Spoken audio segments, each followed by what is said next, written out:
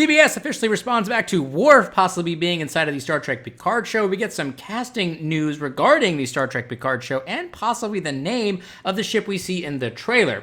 Let's pour it up!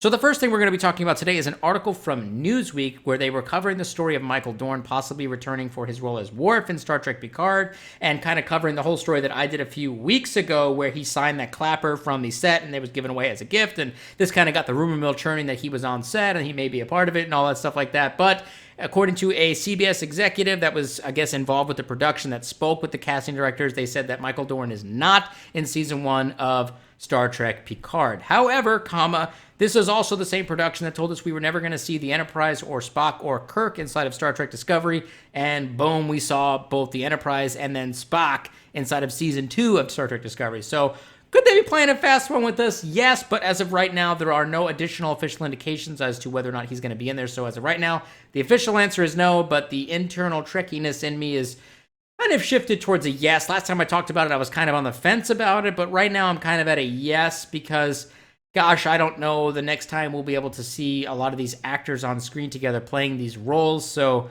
I mean, let's do it. I don't know. Let's do the reunion. The next bit of news I want to talk about is something that could potentially be something, or it might be nothing.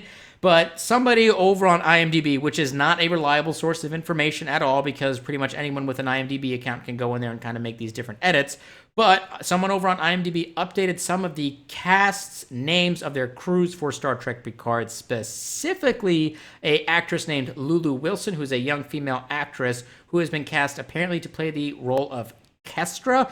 Now, initially, that doesn't really seem that important. However, if you do a little bit of the old Googling, you will remember, potentially, that Kestra Troy is the sister of Deanna Troy, who drowned when they were much younger, I guess, over on Beta Z. So, the real question right now is this the Rikers' daughter? It is kind of likely that if they were to have a daughter, they would probably pick that name, as that was Troy's deceased sister, and she's kind of at the right age based off of the end of Nemesis leading into when they would have probably had a kid, and then kind of growing up. She's kind of at that, teenage, kind of preteen, teenage kind of years based off of her IMDb page and her actual age. But who knows, they can do all different things with, movie magic. They could try to age her up or de-age or whatever it is.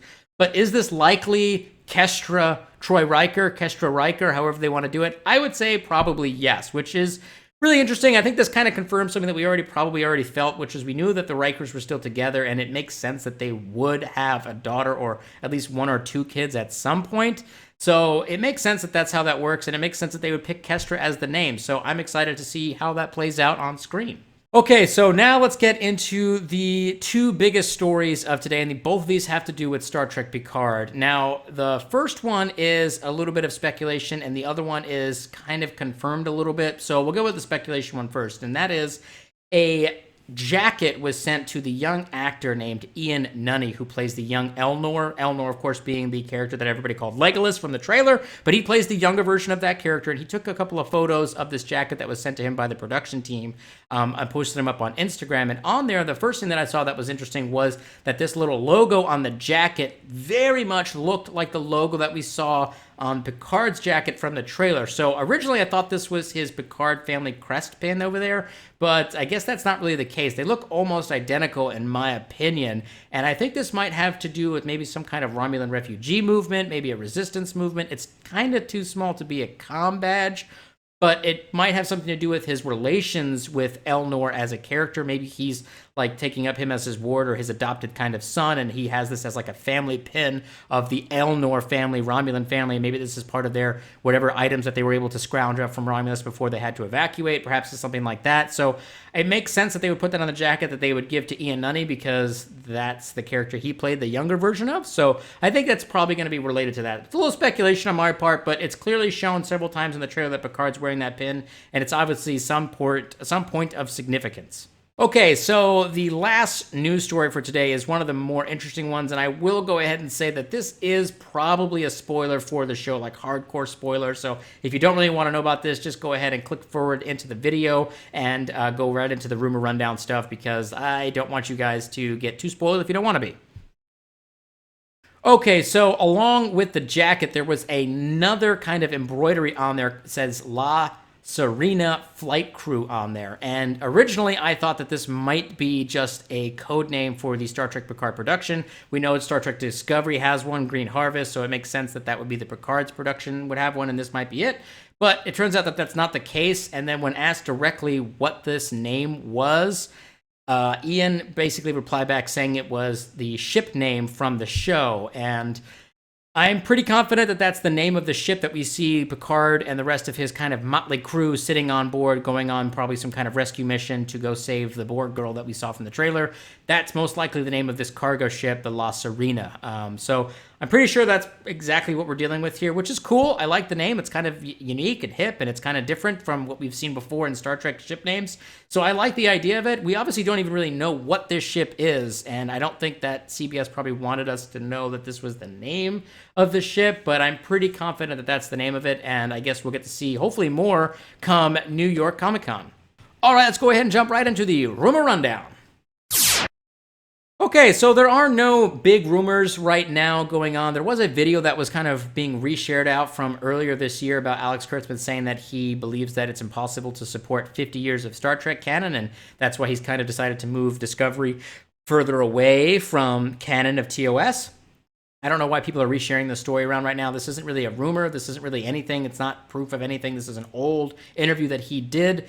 And I agree with, honestly, everything he said in there. I think it is, I wouldn't say it's impossible, but it would be extremely difficult to maintain that level of canon for any new show of Star Trek. And I think it's smart for them to just move away from it or go the way of just kind of ignoring it, which I think some of the animated shows are probably just going to do, not in a negative way, but in just like, they're doing their own thing. It's just something else, and they're not really too concerned with that, from an animated perspective, where I feel like, yeah, it's very, very challenging, and it's not really necessary. Do I think that people could sit there and say, well, why the hell did Alex Kurtzman put it there to begin with? Well, don't forget who was in charge of the show when they initially came up with the idea. Brian Fuller. Alex Kurtzman was on there, so was Secret Hideout, but Brian Fuller was the showrunner, so he was kind of steering that ship in a lot of ways. He was handed that. I'm not saying he's totally innocent, but let's not just blame the one man. All right, let's go ahead and jump into our Trek trivia question. Okay, so there was a wide variety of answers for last week's question. Some of you guys may or may not remember it, but basically it was just to find out how many different cats played Data's cat Spot.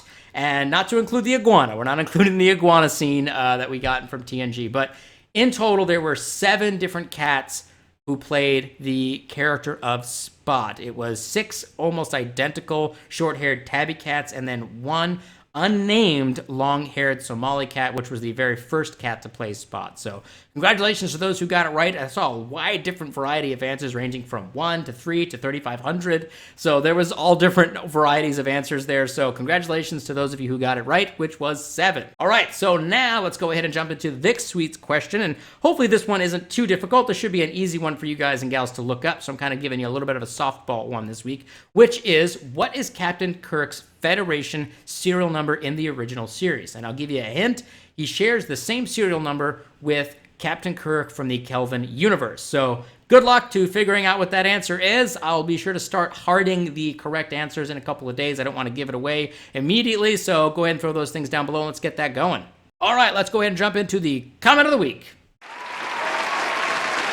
All right, so this week's comment comes from user Soren G, and it says, Star Trek Discovery is shite and needs to die. Or Star Trek is done for as a franchise. Just like Star Wars. Which would be a shame. Well, listen, Soren. Neither Star Trek nor Star Wars will be done as a franchise if they continue down the path that they're going.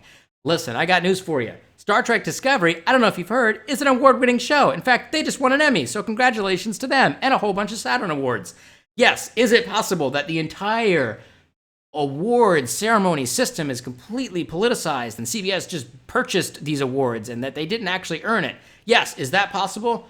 Or is it possible that maybe you need to take a second to think that maybe you have the wrong opinion about the show? Is it not the best? No.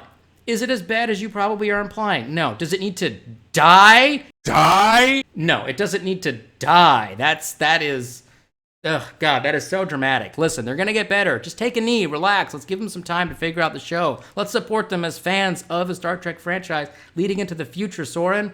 Gosh, and leave Star Wars alone. All right, everybody, that wraps up today's show. I know I hit you with a lot of information regarding Star Trek Picard, but I'm curious to hear what all of you guys think about that. What do you think about the ship name that we kind of got spoiled for us? What do you think about Kestra Troy being Kestra Troy Riker or Kestra Riker? And what do you think, of course, about Worf not being in the show? Do you think that they're telling us the truth, or do you think that they're giving us another misdirection? I'm curious to hear what all of you guys and gals think about all of this stuff. Throw up that stuff down below. Let's get those conversations started, and I will see all of y'all next time. Live long and prosper, my Trekkies!